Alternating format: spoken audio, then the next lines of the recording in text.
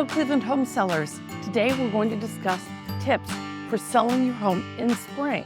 Now you may say to me, Shoshana, it's so easy to sell a home in spring. Why would I even worry about it? Spring has its own nuances, just like any other season. And where I sit here on the edge of spring 2024, I want to talk about just that. Stick with me to the end because I have two case studies I want to share with you.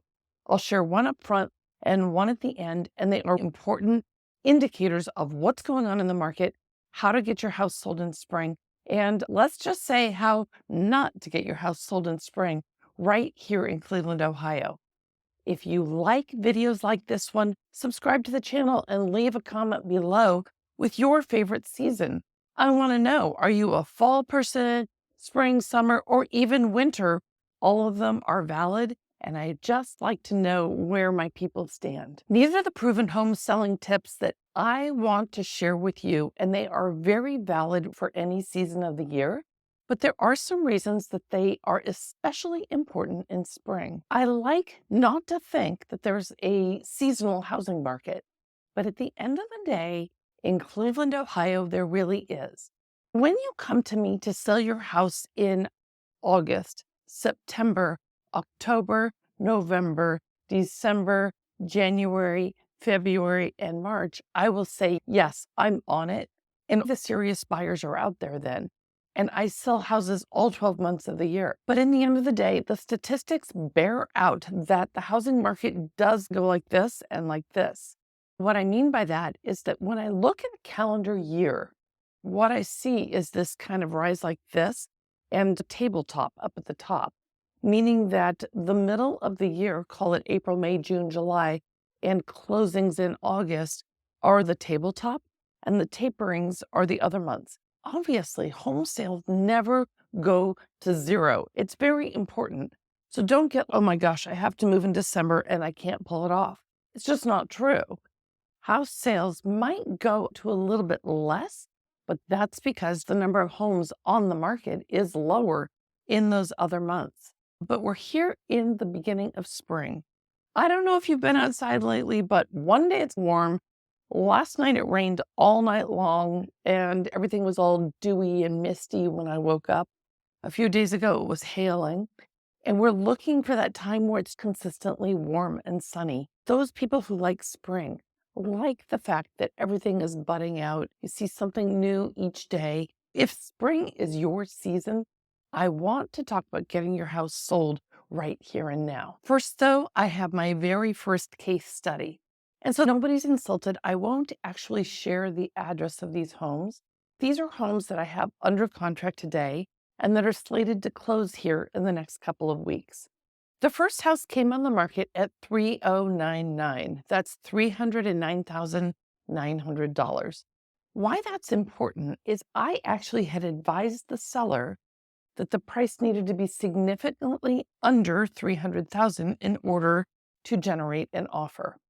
One of my biggest roles as a real estate agent and as an expert in the area, as your local economist of choice, is to be realistic. And even though I have a sunny disposition and a very level of optimism, when it comes to home prices, I'm a realist.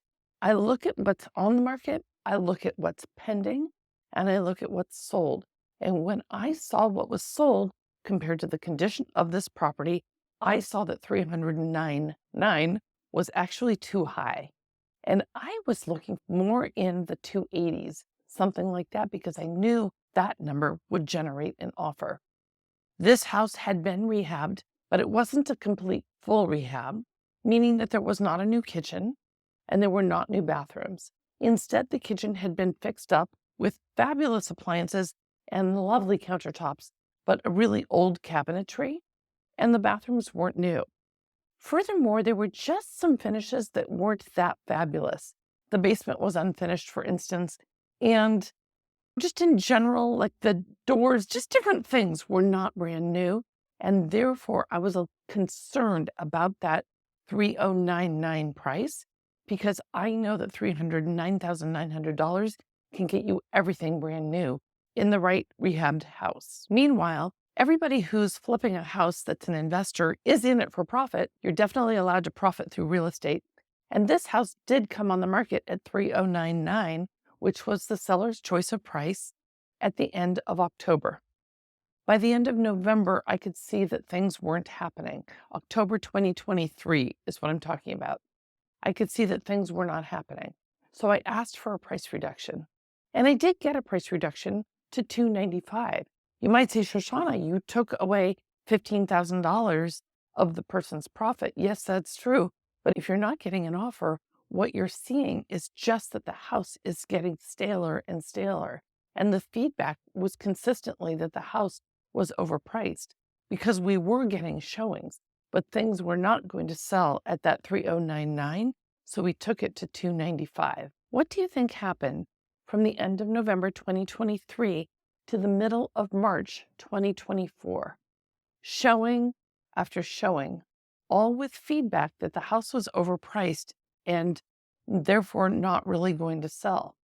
What do you think I was doing? I was marketing the home, we were holding it open, and yet I was also telling the seller that the price just didn't match up to the condition or the market conditions.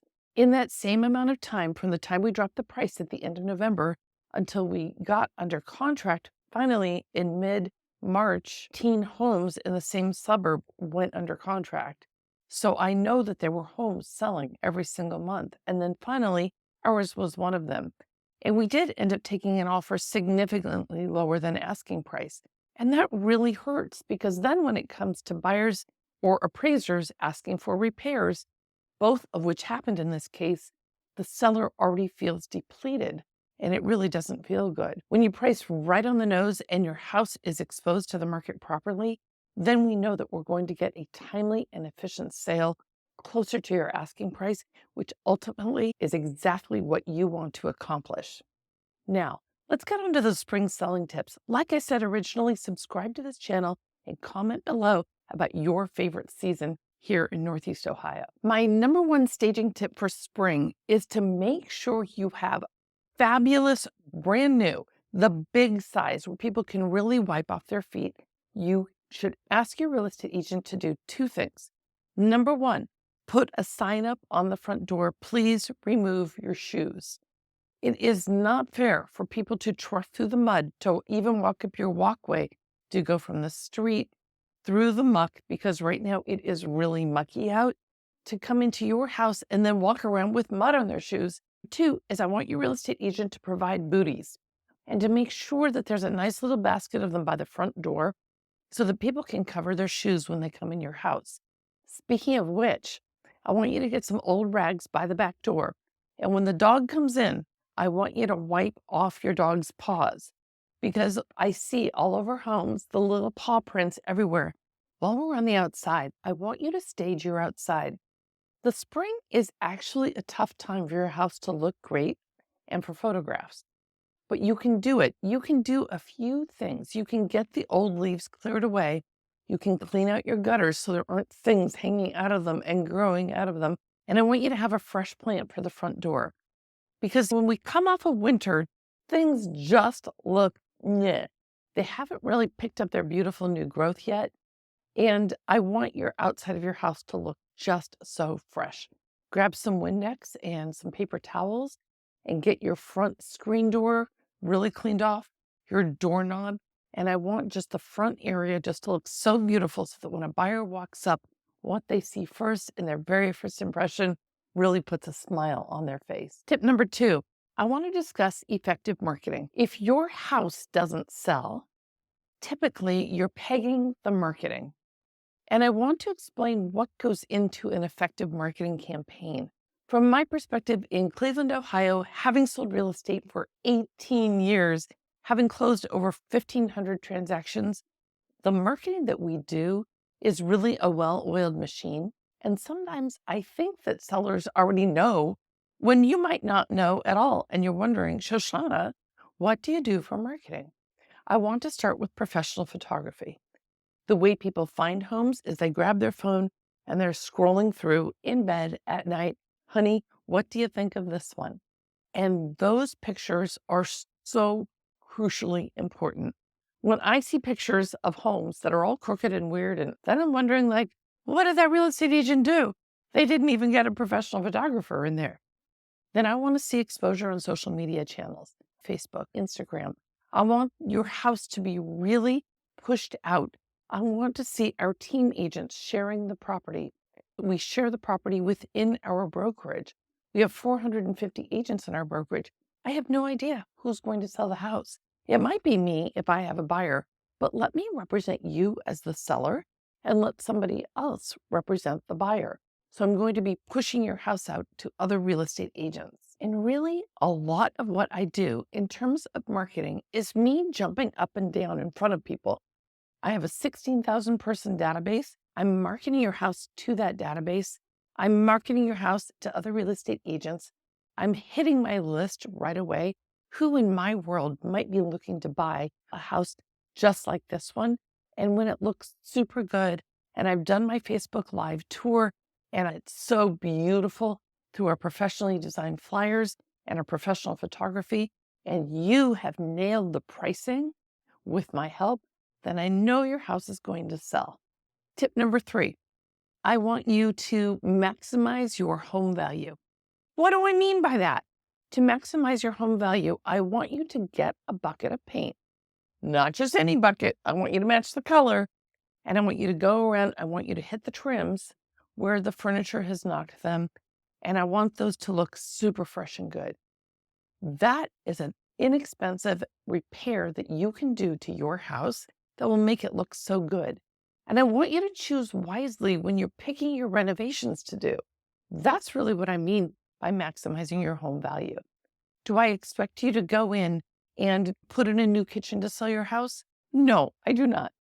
Do I expect you to go in and switch out the bathroom vanity? No, I do not. Do I expect them to be extremely clean? Yes, I do.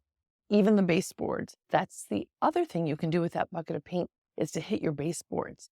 And then while we're at it, and we're talking about repairs that can be done, that leaky faucet, that toilet that runs, that outlet that's just janky on the wall, I want you to take care of those things. Get an electrician in, get a plumber in, spend a few dollars, save the receipts, have your furnace serviced. You might think you do it every 6 months, but all of a sudden it was like 3 years ago since you've had your furnace serviced. And I am so glad you stuck around to the end, because now we have case study number 2. I want to share a listing that I recently put on the market and tell you exactly what happened. In this case, the owners spent days, if not weeks, truly cleaning the house. And they did hit the trim with extra paint. They had professional cleaners in. They switched out the doormat. They were all ready to go for our getting it on the market. The next day, we had in professional photography. I had my photographer come in, and while he was there, I did Facebook Live. If you've seen any of my Facebook Lives, I simply walk around and I show off the features of the house. Then I do a Walk With Me Wednesday where I'm showing the house just walking around the neighborhood. Then I'll do a short little quick tour on my Instagram and for YouTube. What can you get for this price in this suburb? But guess what? The most important thing is that the sellers had chosen price that was pretty much on the nose. It was a drop higher than what I had suggested, but not a lot higher, just a drop. And that made me so happy. The day it came on the market, which was a Wednesday, came on the market at about noon. I personally hosted the open house from 4 to 6 that day. We had 9 parties through at the open house between that day, Wednesday, and Thursday and Friday. We had about 15 showings overall, and we had a lot of showings scheduled for the weekend. What do you think happened? On Friday, they got a wonderful offer, and we negotiated it out. I even was able to negotiate a month of free rent for the homeowners. How fabulous is that? So they're closing straight away. They get to stay in the house for a month, rent-free, payment-free, and everybody is super duper happy because they did every single step needed to get the house ready for sale and ultimately to price it right. Because now, my friends, more than ever before, knowing your numbers matters.